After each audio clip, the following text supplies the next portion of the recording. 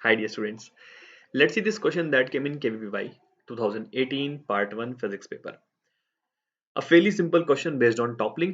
Almost हर बच्चे ने ये जेई प्रिपरेशन में किया ही होता है. Every decent teacher would have taught this in their classes. बहुत ही simple question है. इस type के questions definitely सब बच्चे करते ही. So let's see what's happening over here. There's a plank which is accelerating at the value g by 10. तो जो a का value है that is given as g by 10. There's a block which is kept at relative rest with respect to Planck. तो block जो है Planck के respect में rest पे है and block का center of mass की location 0, L by 2 दी गई है. That means this point center of mass of the block is at the location 0, L by 2. Correct? तो अगर ये 0, L by 2 पे है that means this point is origin. ठीक है, L is the length of the cubical block. ये cubical block है जिसकी side length L है, तो that means इस point को origin माना गया होगा. ठीक है, because this distance is L by 2. ठीक है. Now we have to find the coordinates at which normal reaction from the Planck will act on the block. तो normal reaction block पे Planck से मतलब from the Planck on the block normal reaction जो लग रहा है, ठीक है, वो किस point पे लगेगा, that is what we have to find. ठीक है, अब इस point इसको थोड़ा सा बहुत ही ध्यान से सोचते हैं. ठीक है, तो बेसिकली ये वो ब्लॉक है. ठीक है, ये वो ब्लॉक है, सेंटर ऑफ मास है and this point is origin. ठीक है, and this is the Planck. पहले तो अपन सोचते हैं कि normal reaction why will it shift. ठीक है, यहाँ पे दो तीन चीजें सोचने की. नॉर्मल रिएक्शन शिफ्ट क्यों होगा. ठीक है, सेकेंडली किस डायरेक्शन में शिफ्ट होगा. ठीक है, लेफ्ट या राइट. फिर कितना शिफ्ट होगा. ठीक है, that is what you have to find.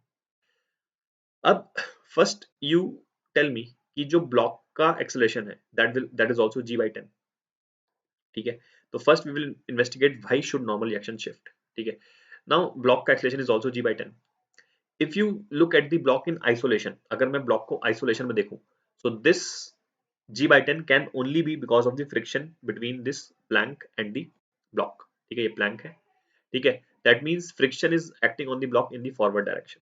ठीक है, friction जो block पे है वो forward direction में ही लग रहा होगा because block का acceleration forward direction में है and only this friction could have provided this acceleration. तो एक चीज समझ में आती है कि फ्रिक्शन जो है ऐसे फॉरवर्ड डायरेक्शन में लगेगा. ठीक है, now if I assume that normal reaction shift नहीं हो रहा है, सेंटर से ही जा रहा है. ठीक है, so in that in such a scenario normal and mg will pass through centre of mass. mg तो we already know centre of mass से पास होता है. mg passes through centre of mass, normal passes through centre of mass. इन दोनों का torque centre of mass के about zero हो जाएगा. करेक्ट, बट फ्रिक्शन का टॉर्क तो जीरो नहीं होगा. ठीक है, फ्रिक्शन का टॉर्क तो जीरो नहीं होगा. फ्रिक्शन टॉर्क अगर जीरो नहीं है then any person standing on this point, ठीक है, would have observed the rotation or at least change in the angular momentum. ठीक है, would have seen the net torque. तो इसका रोटेशन दिखना चाहिए था. ठीक है, but this person is not observing any change any omega. इस पर्सन के लिए ब्लॉक सीधा जा रहा है. सीडो फोर्स के अगर कोई कहता है कि ये ब्लॉक ये मैन जो है एक सेंटर ऑफ मास पे खड़ा है और centre of mass accelerated point है, तो सीडो फोर्स का टॉर्क भी आना चाहिए. That is right, but pseudo force का टॉर्क जीरो होता है because we know that pseudo force always passes through center of mass. तो pseudo force तो ऐसे ही पास हो रहा होगा and hence we can say that कि pseudo force का टॉर्क जीरो ही आएगा. So effectively centre of mass के अबाउट रियल फोर्सेज में से फ्रिक्शन, नॉर्मल और mg तीन फोर्सेज हैं. नॉर्मल mg का टॉर्क जीरो हो जाएगा तो फ्रिक्शन का टॉर्क आने की वजह से block should have rotated. But as it is given in the question कि there is no rotation and block is at relative rest with respect to plank, therefore we can say that कि कुछ तो change हुआ है. अब mg तो change हो नहीं सकता, mg will always pass through centre of mass. Hence we can say that normal reaction अपनी डायरेक्शन शिफ्ट कर लेता है. ठीक है, अब क्योंकि एक्चुअली ब्लॉक को रोटेट टॉपल होने से रोकने के लिए नॉर्मल रिएक्शन अपनी डायरेक्शन शिफ्ट कर लेता है. ठीक है, तो इस तरीके की बहुत सारी चीजें मतलब बहुत जैसे बहुत जगह ऐसा होता है. ठीक है, जैसे तुम चलती ट्रेन में से उतरो. ठीक है, चलती ट्रेन में से उतरो, सपोज ये ट्रेन है. ठीक है, ट्रेन ऐसे जा रही थी, अब तुम यहाँ से उतरो प्लेटफॉर्म पे, तो तुम अपना मतलब इंट्यूटिवली तुम अपना एक पैर आगे कर बढ़ा लेते हो. ठीक है, to prevent yourself from toppling. Because अगर तुम पैर अपना एक जगह पे फिक्स रखोगे तो नॉर्मल रिएक्शन वहीं से ही पास हो सकेगा, मतलब तुम्हारे पैर से ही पास हो पाएगा.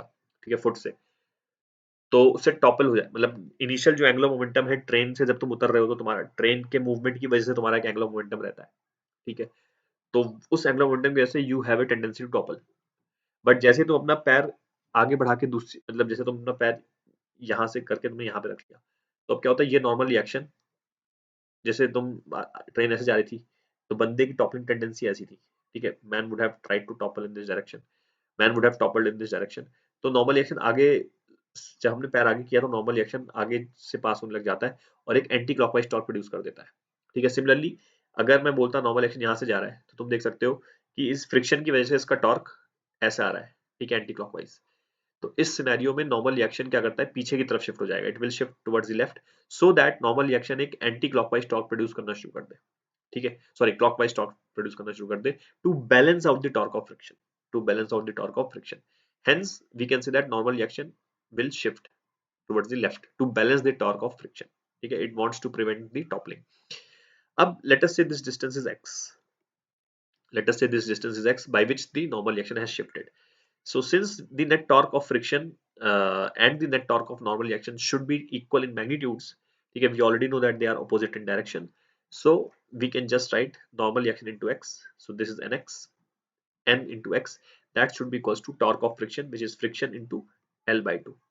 Friction into L by 2. This is distance L by 2. ठीक है. Now normal is of course equals to mg in this scenario. ठीक है, normal की वैल्यू mg के इक्वल होगी because ब्लॉक का वर्टिकल डायरेक्शन में कोई एक्सेलरेशन है नहीं. ठीक है, mg into x that should be equals to friction. Friction की वैल्यू कितनी होगी, मास into acceleration, m into g by 10. क्योंकि as I told you in the starting की जो एक्सेलरेशन g by 10 है that has happened only because of friction. m into g by 10 into L by 2. So from here you can see that mg is cancelled. X becomes L by 20. X की value L by 20 आ गई.